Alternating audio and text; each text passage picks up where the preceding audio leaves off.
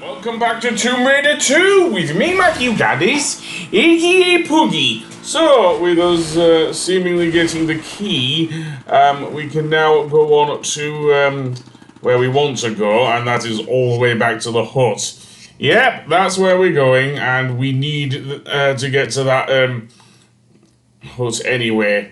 The only problem is I am having to use the red one, the red snowmobile, that is, to get over the gap, and then make my way over to the past the now dead goons and whatnot. And climbing up the thing is not easy when, as I say, this snowmobile is kind of a bit janky, shall we say. And I am proceeding carefully across that gap, seriously, because there's no way I could move normally and send Lara to her death here. Okay, so next we want to, as I say, go back. And indeed, the what I'm trying to do here is pivot it correctly. I don't know what happened with the snowmobile there that caused me to pause again, but it did, so... That being said, over the gap, and then, yeah. If I'd taken the black snowmobile, it wouldn't have even made it over that gap, seriously. We will get a point in the level where we will have to use the black snowmobile, but it is not yet. It is not yet. So, indeed, back up there, Lara, and hopefully we can get over the gap there. And what a change from the dreary mess that were the Maria Doria levels, seriously. I absolutely love these levels, and there's another thing we couldn't have done with the black snowmobile because it was just so heavy. I'm surprised I actually didn't die there. But never mind, back we go through the nowhere. Yes, because that's where we are, nowhere. Indeed. Lighting isn't doing me any favours here either. Oh well, back through here and back to the beginning. And we can go no further here because of this giant mound of snow and whatnot. You can see in the distance there are more snow leopards, so I'm going to use the automatics on those annoying cats.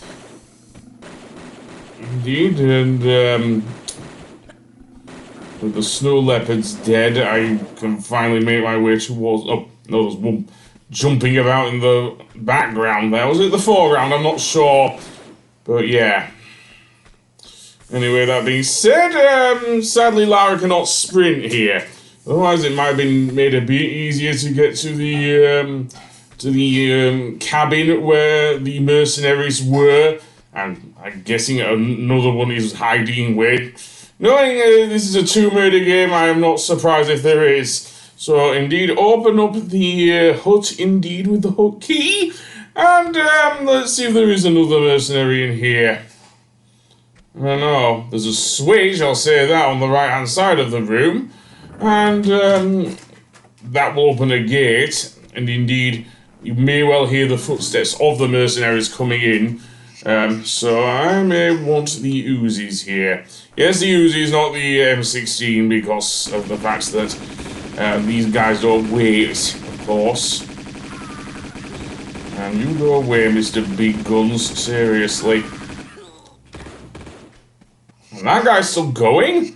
What the hell? Why are you getting sloppy with your aiming, Lara? That's all I can think of, really.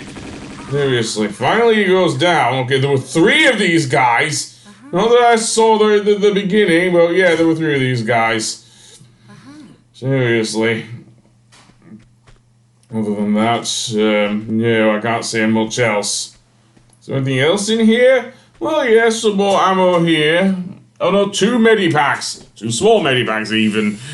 So, with that said, we can now go through that gate where they emerged from. Of course, the one we just opened. So let's indeed do that, and excuse me for my game glitching up a bit there. That being said, save. Yes, because we will have to face yet another maniac on a black snowmobile. The ones with the guns, I mean. So be careful of that. Seriously. So, back through here. In fact, it's right in this area with that giant snow mound in the middle. Seriously, this is where Mr. Snowmobile, Trigger Hackbeater, Snowmobile Rider comes from. You can indeed sniper him from the top of here. Not easy, but it can be done. Absolutely. And indeed, yeah. I don't know if the music changes here either. Just that track from Nathan McCree, but yeah. I'm going to use the Uzis on him just to make him an easy target here. Yes, I could have used the M16, but the problem is Lara may need to move around in case he does shoot his guns and whatnot. You know me and everything. But that being said, why am I pausing the game? I'm just seeing how many secrets I have, I think, because I think I am missing one. As I mentioned in the last episode, the black snowmobile is not only just heavier, it's also a bit slower as well. It's still rather unwieldy, but still slower than the red one. So that being said, let's go through here. And also it can't jump gaps, of course. Because that's the thing. Or at least not without any significant push forward, as it were. Seriously. And over this gap, we cannot do that anyway. You will see here there is a pit at the bottom. What is interesting, if we do a running jump over the gap there, that you may well have seen a ladder there. And as for getting the snowmobile over the gap, you'll need to go along one of I think it's probably the left one that's easiest, and whatnot. And then do a roll and then pretty much go down here into the pit, because that is where the gold dragon is. However, there's also some snowballs, absolutely, and I want to be careful because there's a second set as well, just like with the beginning of the level. Seriously, when we're dealing with those snow leopards. Anyway, to get back up is where the interesting bit comes in. We'll have to go through where the snowballs came from, basically. And, let's see what... Or maybe not. No, that's a dead end. Okay, well, can Lara grab the edge of the, thing there? I hope she can, because otherwise it's kind of stuck down here. Kind of like with Mystic Cave Zone in Sonic 2. What is it with the second games and pits? Seriously. Okay, step back, Lara, and try and grab it. There we go. And indeed, up we go. To the very top, where we will see our next obstacles, as it were. And, yeah, it's going to be a long climb, what can I say? No, Lara can't climb faster just because my brain wants it so. Anyway, get back on that thing there and go on. You press, I believe, the X button to fire the guns on this snowmobile. Now, here is where we'll have to face 3 more snowmobile riders. Oh, yes. And it's a much larger area, so where they can attack you is much bigger and mow you down, obviously. So I will save and then deal with those guys, because I think it's going down the slope that triggers them. I'm actually going to stay on the right hand side here, because here is actually a pretty good sniping point for using the M16. Seriously, because they can't get you up here unless snowmobiles can actually now reach the other side and everything. So yeah, a good usage for the M16, I dare say. And yeah, they will come back around, don't you worry. Seriously, their pathway is kind of random with these guys, so yeah. Another trick that does help is if you walk a bit closer. Granted, maybe not go on the snowy bits of the lower ledge there, but yeah. If it's still a problem, then just use the Uzis if you have enough ammo. That would be my advice with this whole thing. Eventually, all 3 guys are pretty much knocked off their snowmobiles, so now we can actually get to the end of the level. Seriously. So you'll see down to the right there is a large stone structure. That is where we want to go, indeed. And down there is also another movable block, but we'll get to that in a moment. But now I'm just going to take this guy's snowmobile Sorry, dude. Although I may have a look at the other guys first. So that guy was just thrown off by, I guess, seemingly a giant freaking gun. So I'll take this one. This one's at the edge of the slope and whatnot. Good position to be in, I think. So yeah, you can also actually use the guns to light your way if you're playing in the remastered version. It does help and saves flares, I suppose.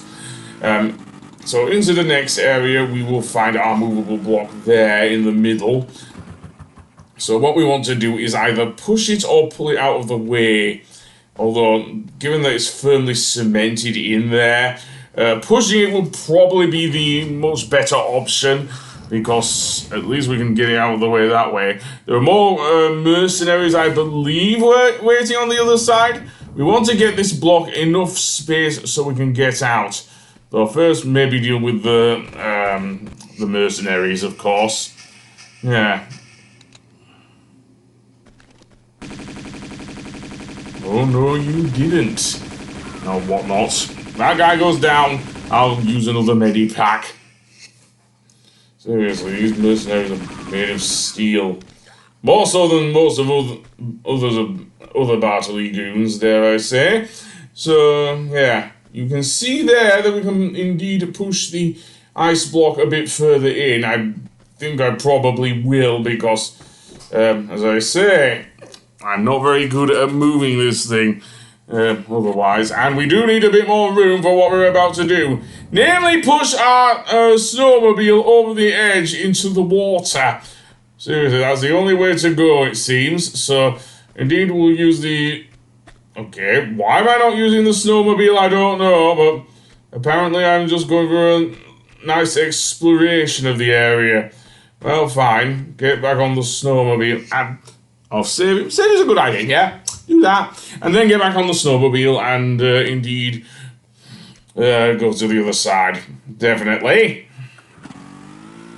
And we have enough room to get through, thankfully. And then position Lara good and ready, and down we go into the pit below. And indeed, you may well hear some gunshots. There may be a couple of mercenaries up there, I don't know. And where we want to go now is to a small opening in the, dare I even say, in the wall and whatnot, which will take us to the Arrrghooeegah Monastery, which, out of all the Tibet levels, is my favourite. Because we're going to make good on Brother Chan, seriously. So I'll see you on the next one. Goodbye!